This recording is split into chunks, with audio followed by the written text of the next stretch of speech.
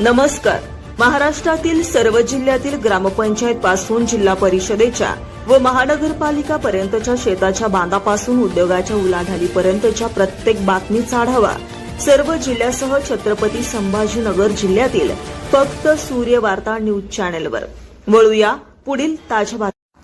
Waluj MIDC परिसरातील तिसगाव येथे गुरुवारी रात्री सुमारे 9 वाजेच्या सुमारास एक धक्कादायक घटना उघडकीस आली आहे. शिवजयंतीच्या पार्श्वभूमीवर रस्ते तुलनेने शांत असल्याचा फायदा घेत रिक्षातून गादीत बांधलेले तरुणीचे शव कन्नड घाटाकडे नेत असताना पोलिसांनी दाम्पत्याला ताब्यात घेतलंय.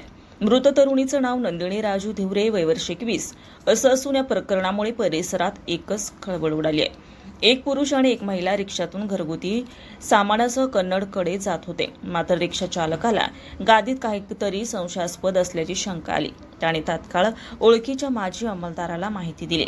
ही माहिती डीबी पथकापर्यंत पोहोचली. तिसगाव येथे रिक्षातून उतरवलेले सामान तपासत असताना गादीत काहीतरी असल्याचा संशय बळावला.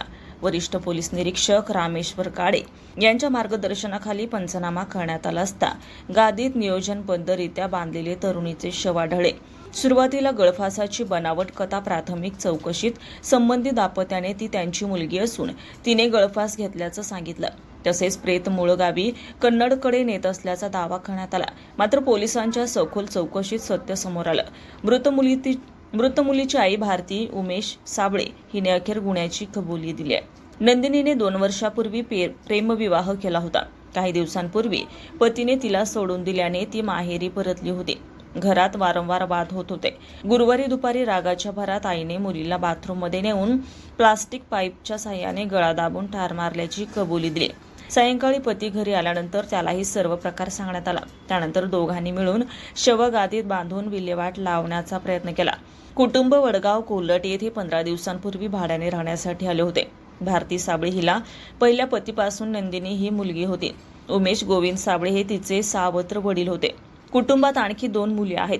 प्रेमविवाह, कौटुंबिक वाद आणि संतापाच्या भरात घडलेली ही घटना तिसगाव परिसरात चर्चेचा विषय ठरली आहे. आईनेच मुलीचा जीव घेतल्याने समाज मन सुन्न झालाय. पोलीस पुढील तपास करत असून संबंधितांवर गुन्हा दाखल करण्यात आला आहे. पुढील तपास पोलीस करतायत. पोलिसात काय निष्पन्न करतात याकडे सर्वांचं लक्ष लागलंय. सूर्यवार्ता न्यूज, मनोज जाधव, बजाज नगर, वाळूज महानगर.